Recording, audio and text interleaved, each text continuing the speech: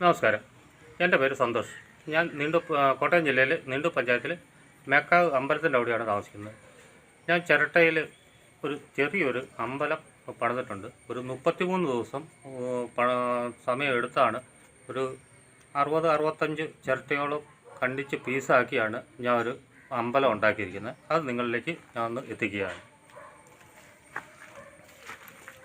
ഇതാണ് ആ വർക്ക്.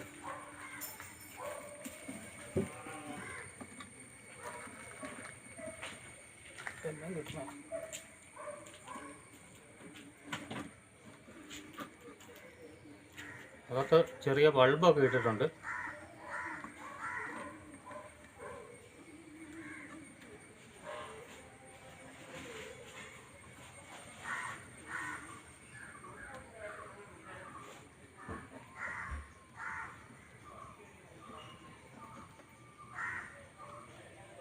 പൂർണ്ണമായും ഇത് ചട്ട തന്നെയാണ്.